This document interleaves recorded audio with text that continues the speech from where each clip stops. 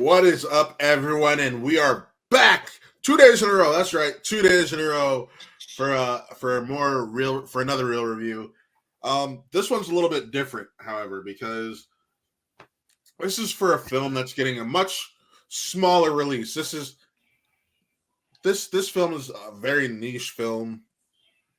It's getting a micro release. You might catch it in the theater. I know there's only one theater here in Cleveland, Regal Willoughby Regal Willoughby Town Square over in Willoughby, Ohio, that is showing this film. And I know my rep told me they're hoping to get a larger release for this film, and that is The Oath. I was fortunate enough to have my partner in crime, Jeff, watch this one too. How you doing today, Jeff? It's at one theater where I am as well. So, one theater in Philly, one theater in Cleveland. Mm-hmm. And it's not even Philly. It's across the bridge in Cherry Hill. Oh, wow. Yeah, not even like the indie theaters. So yes, this is from Freestyle Releasing, which is a subsidiary of Entertainment Studios. They're the company that brought like 47 Meters Down or something like that. So not a big studio. This is very clearly not a big budget film. It doesn't really. It has one actor that people know, and that's the incredible Billy Zane. Billy Zane. Okay, I do want to throw out a little correction. There's now more theaters in the Cleveland area showing it. There's Sheffield Village showing it. Regal in Hudson.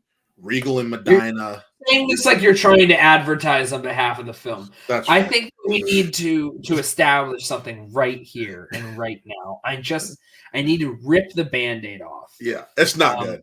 This film, The Oath, which is if you don't know the details of the history of the Mormon faith, you might not know that this film is about the history of the Mormon faith with the gold plate book. Because I had no idea. Neither did I. I didn't know until Jeff told me. Right? I didn't know that it was a faith-based film until like the last minute of the movie when the main character screams Jesus and then disappears. So this movie, I can't. I'm going to struggle to explain what it's about. It's about the guy who founded the gold plates. It's listen. This is. I have to say it. This is the worst movie I've seen this year.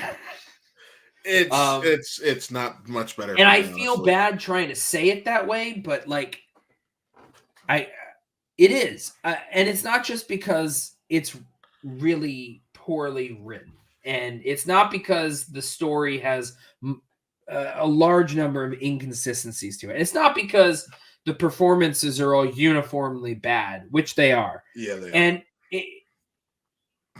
the film itself is just fundamentally poorly made, incompetently made.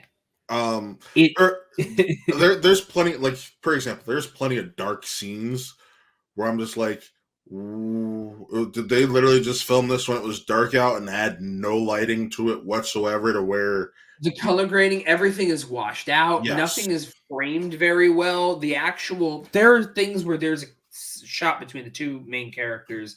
They're standing and they're talking, and then it cuts to the same shot, but they're both standing in slightly different spots, continuing the same conversation. Like they try to splice two takes together, but they didn't have people on their marks. Like they're just making a movie and not making. They're shooting it without having the fundamentals any of sort of structure to how it's made. Yeah. It's not well put together, to say the least. It is barely a movie.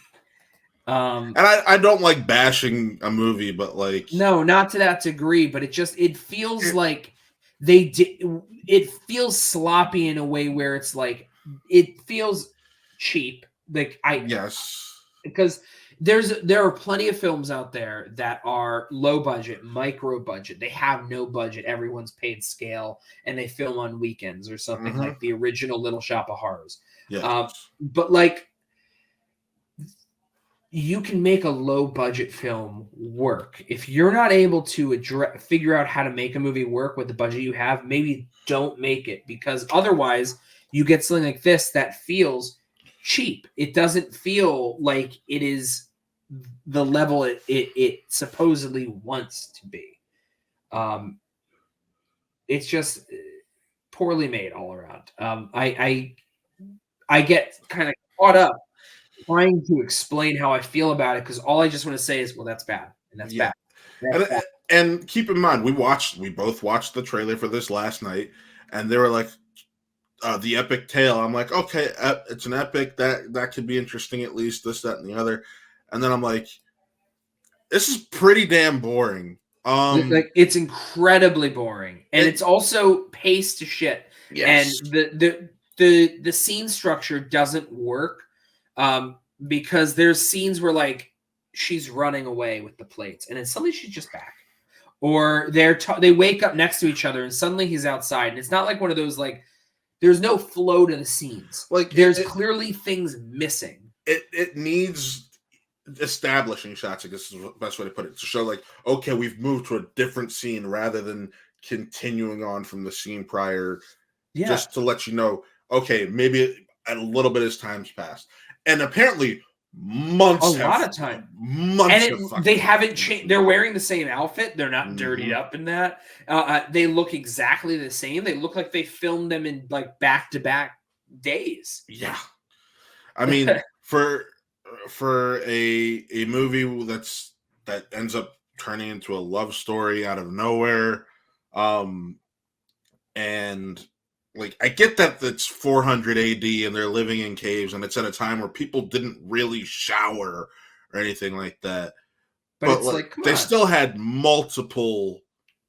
It's just a basic. These like little basic things that are just they're supposed to help make the film flow better, and that's missing. These little things that show the passage of time, or the way it's edited. The sound is terrible with it too. There are times where the fight sequences, the music drowns out the words. There was in the third act during the big fight sequences. There was one point where it's like, yeah, he's about to take on these two guys, and then it cuts and they're both dead, and you're like, wait, what? Yeah, he's fighting, and then he stops in the middle to preach to them. Yeah. And it's like, wait, what? And then like it's a movie where it's like, oh yeah, this is epic tale, 400 AD. There's sword fight, and they're doing the thing where we're cutting away from just minimal violence at that. It's incredibly bloodless. It seems like they're trying to make the action feel like it's big really budget. Brutal. But there's no blood. They don't even do due diligence in making it look like a little splatter on his costume. And they can't afford to have a second shirt for him. Yeah, and one of the few times they do show blood, it's clearly CGI, and then they're having the actor cover it up with a piece of clothing so they don't have to show it on camera. We could just sit here and insult it, and that sucks. But let's talk about the racism of the movie, too. Because, like, come on, man. It's a story of the one guy, the one white dude who's like, two white dudes. One who went and conquered. Yes, who conquered. Yeah, it's the one who we're following is the one good white guy, and then there's one bad white guy. But it's also...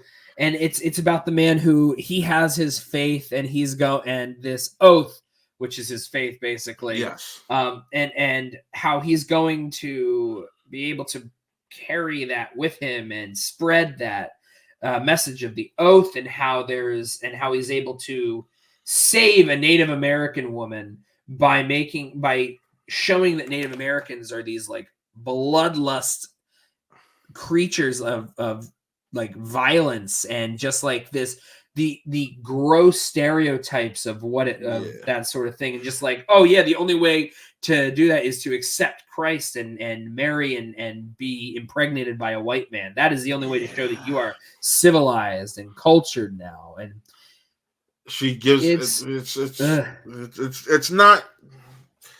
it's not good in a cultural light. And I know we talked not good in any light, man. And I know especially not about, so it can't light. Everything's so washed out. There's scenes where she's going like this with her arms, and her arms keep disappearing because the lighting isn't set right. So it's just like, it's so poorly put together. It's frustrating to discuss. Yeah, and I know we talked about the acting not being good, but I don't know what Billy Zane was doing, like, at all. Billy Zane got paid. Billy I don't know Zane, what he got paid, but he got paid. he was in a totally different movie too, and it seems like they just used him for having the name Billy Zane attached. This is supposed to be in 480 somewhere. I guess America. Ancient America, 480 in America. That's right. Yeah, because the plates are found somewhere in what is now in Palmyra, New York. Yeah. I forgot. But it's like that's what it is. And then here's Billy Zane with this crazy weird beard, and he has this weird like thick, accent, almost Scottish accent. Yeah. I was like, what? He sounds like if Bane was doing a Sean Connery impression. Yeah, that's actually a good way to put it. Everyone else sounds normal. And for the most part, a lot of those performances that are more normal are very lifeless and still, and they're not given anything to do, so they can't even attempt to try to fix it or to do anything. And like, I don't really want to talk about and funny enough, Billy Zane's barely in this freaking movie, like barely in the movie. I love how they're like, he is King Aaron. And I'm like, king of what? You got like 3 dudes following you the whole movie. And then the one of the 2 female warriors that we see, one that is the sister of the love interest of the other, and the other one who complains that, hey, this is a harsh travel, this, that, and the other. Can we rest? And then it has her throat slit.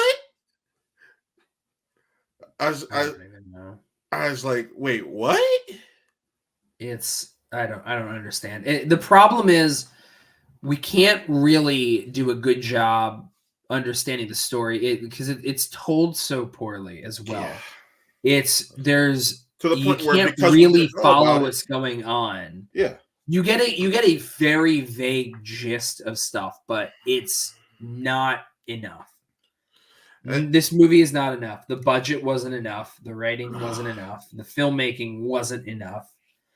The nothing about time I spent on discussing this and watching it is time I won't get back. I mean, like we touched on, we didn't even really know it was a faith-based film. Which is fine. A film can be faith-based. Right. There's nothing wrong with it. But it's that the movie doesn't make it clear, because if you don't know these very specific then there's ancient historical details, it doesn't carry any weight with you. You don't know what it is, so it can't even make the point that it might want to make, because it didn't set up the point in a way to like actually tell you it.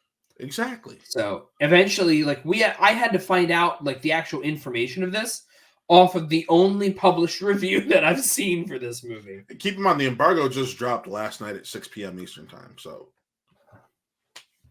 last night in terms of this review dropping. So. No, I get it. I'm just flabbergasted because it seems like the filmmaker, this is supposed to be like a labor of love. Yeah, and he made it off of a proof of concept. So he has a proof of concept out of there.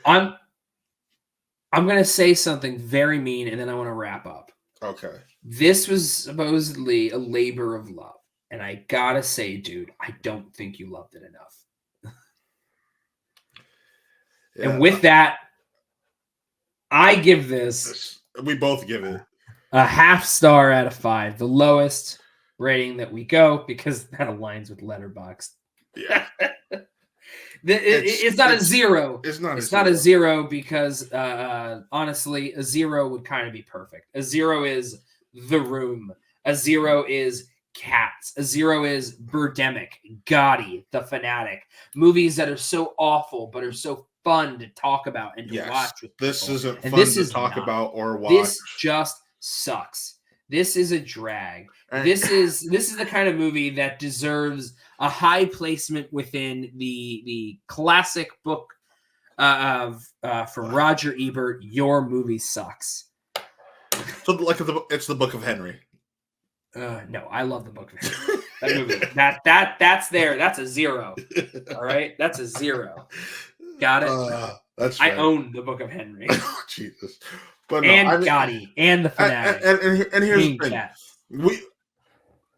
We debated whether or not to actually go through with this review because neither of us like eviscerating movies, but it's one of those things where when it's here and it exists, and I wanted to enjoy it, and I just found myself feeling that its hour and 44-minute runtime was still an hour too long.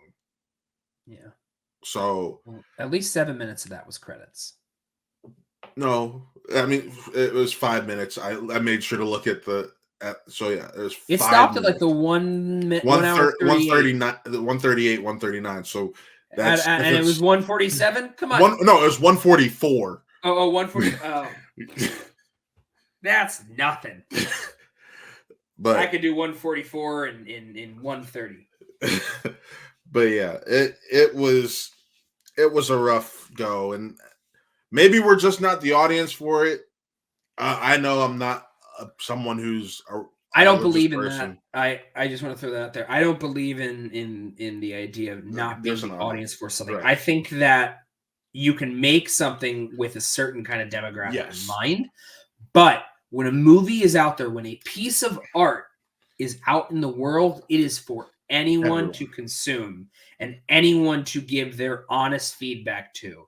If it's something that it's not for you, that's one thing. You can acknowledge that while still being able to freely provide your opinion and your feelings towards it. My feelings are, this sucks. I'm over it. I'm honestly right there with you. And with that, folks, last minute plugs. Be sure to check out What Real Gaming if you haven't already. That is our sister channel where our Twitch streams go to live after their play. So it's our kind of VOD for it. Also, be sure to check out all the other reviews we do over here on What Real Entertainment, like The Boy and the Heron, which we reviewed yesterday with the Boston Badass herself, Paige for Betty. So be sure to check that out, along with any future reviews and past reviews that may interest you on this channel. And we're hoping to put out more content with myself, Jeff, Paige, and a few others in the coming months. But it's been nice to be back. I know we kind of disappeared because somebody had to do adult things like buy a house and other things. So, and I just go out and get drunk and. But we're back. Watch here to stay. And until next time, folks. Signing off. I'm Matt. That is Jeff, and we'll see you next time.